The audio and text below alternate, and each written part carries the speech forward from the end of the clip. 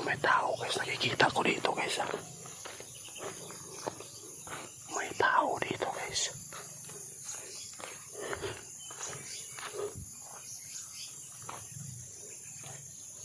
Tao guys, may tao. Yun, nakaplo. Anong ginagawa niya dyan? Kalaban, tatago muna tayo guys. May kalaban. May kalaban guys. May kalaban. Puntahan natin guys. Puntahan natin siya.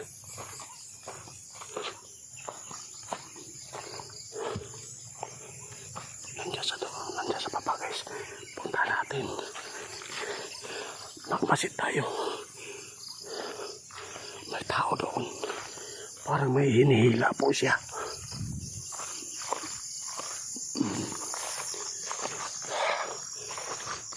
Grabe yung kapapalagan tayo dito. Napakaaga pa. May mga tao na dito sa baba. Titingnan natin sa baba guys kung baka aswang yan.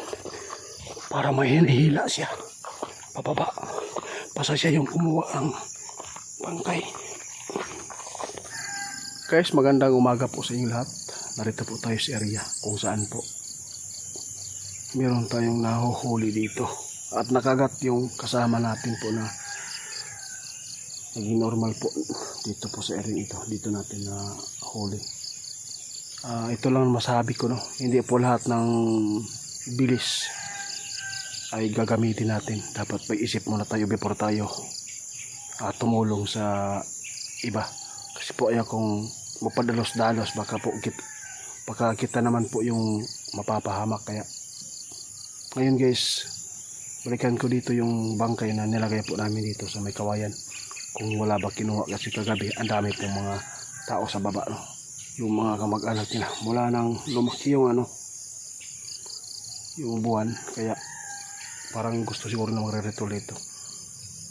Yung nahuli po natin at napatay, sabi po niya trader daw yung naging normal na ngayon, kaya kinagat. Pero okay naman po kasi nagamot po namin ni Bro Larry. Kaya yung guys natin patatagalin to, balikan natin para maipakita ko sa inyo yung mukha nila. Kasi mas maganda talaga maipakita sa inyo.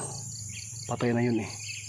Kapag buhay pa ayaw ko ipakita kasi gusto ko itatago yung privacy nila para wala pong manglalait at wala pong mananaga sa kanila. Si Brad Arman guys, doon sa kabila po siya. Kasi yung sasakyan doon ko na iwan sa may kalsada.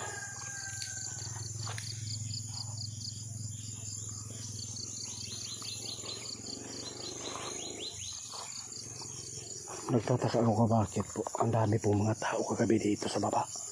Buti na nakaalis kami kasi po papunta pala sila dito. Wala na dahil guys, wala nang natutulog dito. Kinuha lang pala niya dito yung naging normal na ngayon. Andito yung bahay guys. Yan po yung bahay na nakita natin kagabi na nag-iilaw. Wala namang nakatira pag-araw. Walang tao na makikita natin doon sa kabila. Punta na natin yung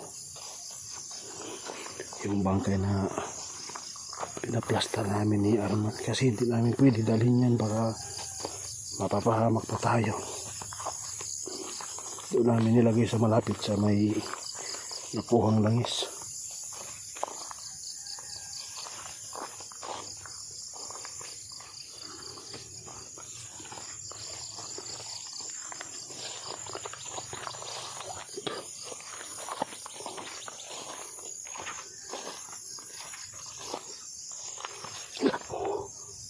Wala na guys. Wala na yung bangkay dito guys. Ibig sabihin yan, tama yung sinabi ng nakagat kagabi. Kukunin nila kapag iiwan dito. Sinadya kong dinala yung langis guys, kasi po sabi ng pamangkin, yung nagturo sa atin dito na makuha yung langis, kapag marami sila, hindi yan sila makalapit sa atin dahil po sa hinawakan po natin na lana, yung langis. Kasi pwede natin yan itakot sa kanila na ibuhos yung langis na pinag-aagawan nila para sila ay mamuno. Wala na dito guys, dito namin nilagay yung bangkay guys, dito namin pinahiga. Wala na, hindi mabubuhay guys, kasi po nakasuka po siya before namin po na ilagay dito.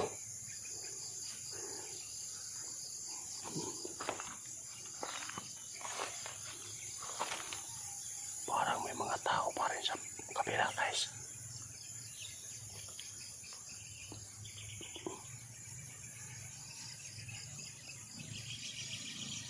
May motor pala sa baba guys.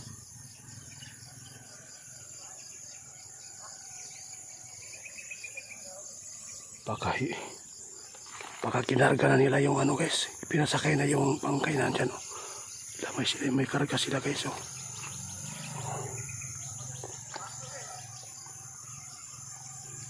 Mga kamag-anak to nila guys, nandyan sa baba na.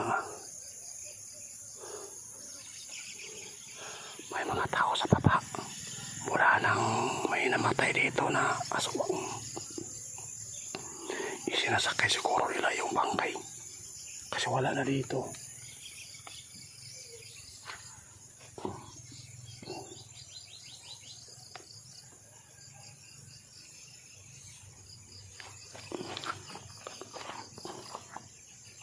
Hanapin natin sa palibot guys yung bangkay.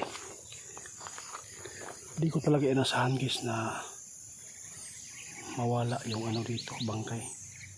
Pero hindi namin talaga dadalhin yun kasi po, delikado po tayo pag isinakay, lalo na po malalayo yung biyahe. May kumuha dito.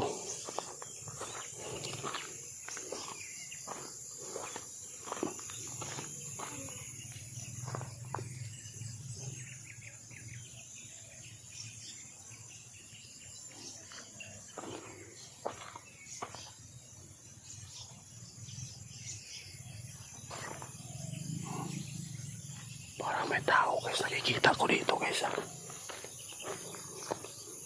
May tao dito guys.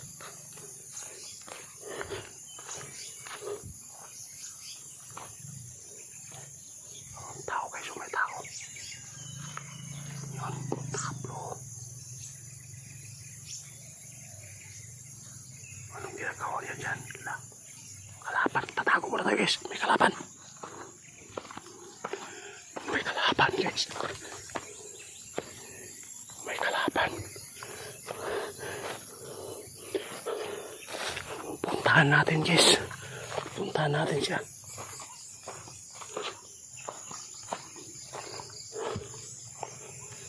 Nandiyan sa baba guys, puntahan natin. Magmasid tayo. May tao doon, parang may hinihila po siya.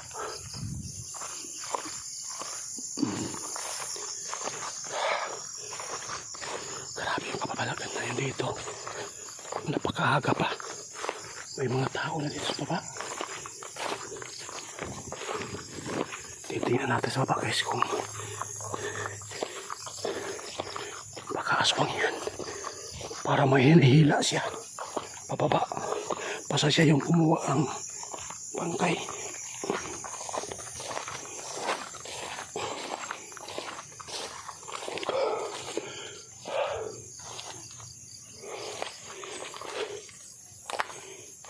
Naman guys, wala, daming lamok,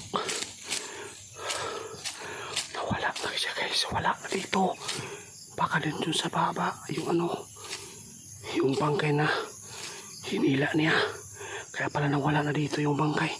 May tao pala dito sa paligid. Wala na siya dito guys.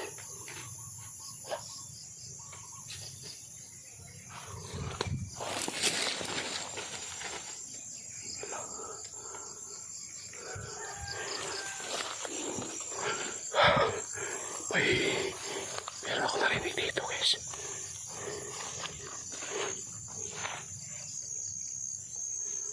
Biglang nawala yung tao na nakikita natin.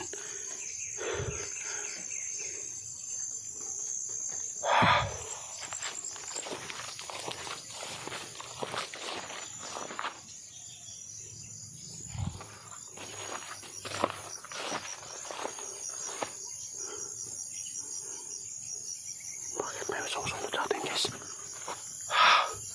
Sana makuha natin dito yung tao na to. Biglang nawala siya doon sa baba. Saan kaya siya papunta? Natataka ako guys kung bakit may hinihila po siya. Baka yung bangkay na diya na iniwan namin ni Brad Arman kagabi dito. Kinuha niya. Punta natin sa baba guys ha. Punta natin doon sa baba.